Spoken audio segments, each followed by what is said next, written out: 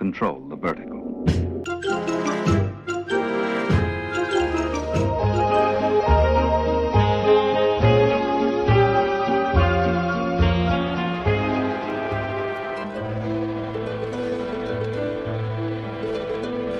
Welcome to Anthologic, the TV anthology podcast.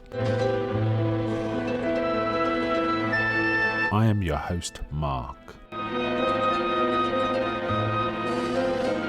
Anthologic is a podcast dedicated to exploring the good, the bad, and the odd of horror, science fiction, and the best of mystery suspense anthology shows and series on TV.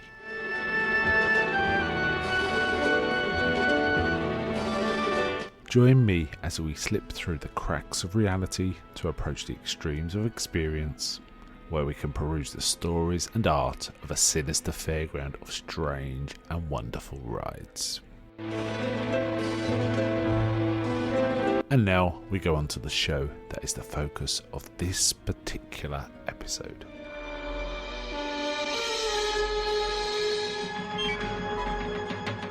Welcome to this recording of Anthologic with host Mark. Today I am covering quite an unusual one for me because it's from an anthology series which isn't specifically horror. It's a drama, comedy, whatever series. However, there's one particular episode in it which is horror. And if you listen to the episode before last where I talked about Beasts by Nigel Neal, you might... be guessing what this might be. This is an episode of a show called Against the Crowd, and it's episode 3. It's called Murrain, written by Nigel Neal. Against the Crowd is a kind of interesting series. It was aired in 1975 on the commercial channels ATV. A bit like Beasts. Beasts was produced by ATV.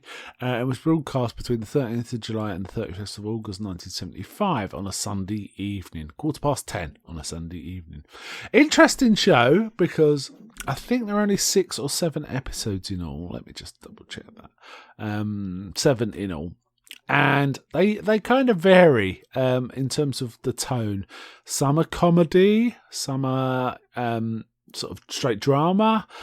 Essentially, these are stories about one person going against many. And sometimes, like I say, sometimes a comedy, sometimes a drama. For example, one episode has sort of someone isolated in their own office. That one's a more comedy drama. Others deal with racism. Others feel like about a wife isolated by sort of her living conditions. Her husband, in fact. And so on. There's also, as I think I mentioned, there's a racist one. And there's also, and as to say, it varies from comedy to sort of drama and so on. So, it number 3 was Murrain. This first aired on 27th July at 10:15. In 1975. And I think it was only repeated once. Written by Nigel Neal, directed by John Cooper. This is him dealing with an isolated community. There is one episode in Beasts, which I can't remember the name of. But there's got some similar vibes. Not the same story, but similar vibes. This is essentially, it starts with a vet in Yorkshire called Alan Critch going to visit a farmer, and then they're kind of ignorant. The people he's dealing with are ignorant and angry, and they seem to be angry with a specific woman. The more he talks to them, the more he realises they're kind of bigots, and they all hate this old woman, and he kind of says things like, old and ugly is she? You know, it's essentially they're treating her as a witch, is kind of the deal. Interesting choice of cast. The head of the sort of farmers, and it was reminiscent somewhat of Straw Dogs. It was that kind of vibe. It was Bernard Lee. Bernard Lee, most famous for playing M in the James Bond films, in many of the early James Bond films. Usually a well-spoken man in that. In here, he's got a broad Yorkshire accent, and I suspect Bernard Lee comes from Yorkshire because he was doing a fairly good accent, but I don't know for sure. So the main characters really in this are Bernard Lee, an actor called David Simeon, who is a fairly well recognisable face if you know your 70s and 80s TV. He crops up a lot. Got no real main leads, but he is in a lot of things. And he plays a good role here, I have to say. He gets a chance to stretch his acting sort of talents somewhat more than we used to see in him. And the other main character involved, and there are several others, is the old lady called Mrs. Clemson, played by Una Brandon Jones. And essentially it's a tale of persecution. They sort of complain their water's dried up and so on and so forth. But then eventually the vet goes to her house and talks to her, and he finds out they were stealing her water to do their pigs. And there is some talk of her cursing the pigs and the pigs dying. And now one of the little lads is got something wrong with him, and the doctor saying, when did he see it?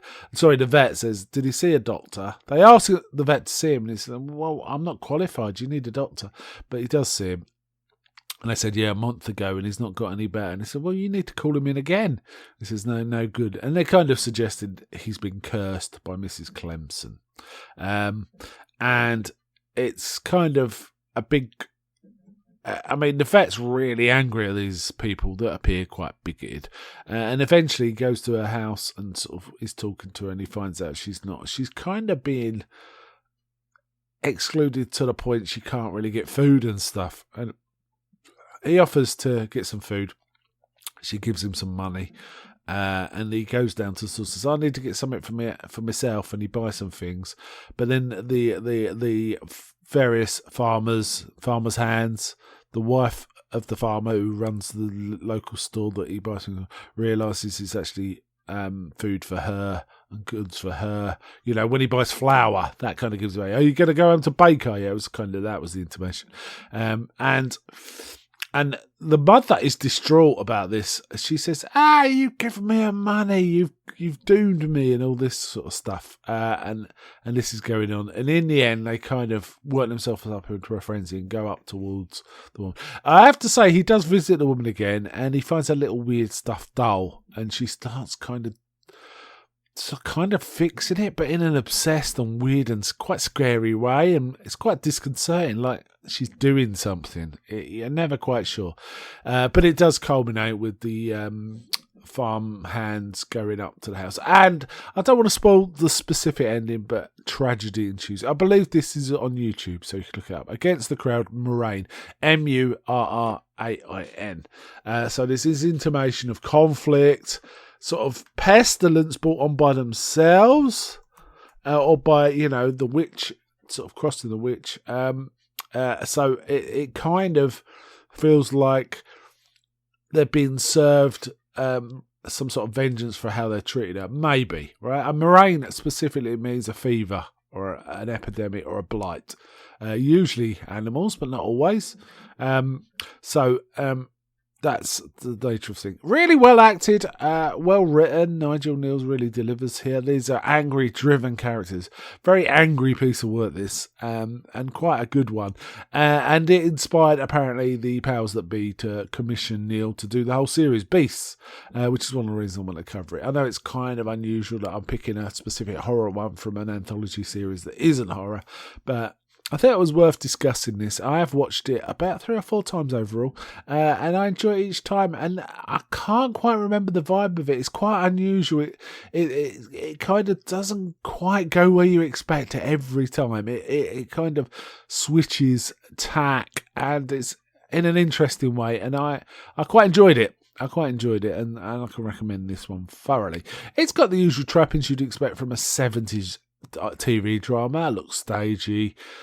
I think they're using videotape, not film. In fact, I'm sure they're using videotape, not film. So it's got that sort of slightly dated look as well. But all the performance was really good. I thought it was an interesting piece of work. And it was kind of ambiguous too. The ending was ambiguous. So you're never quite sure what's really happened, which is kind of cool. Okay, I'm going to stop there. But before I go, may I ask, is anybody out there?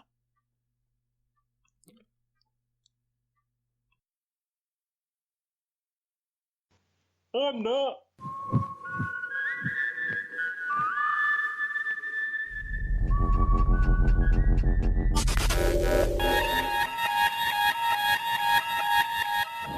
We now return control of your television set to you. Until next week at this same time, when the control voice will take you to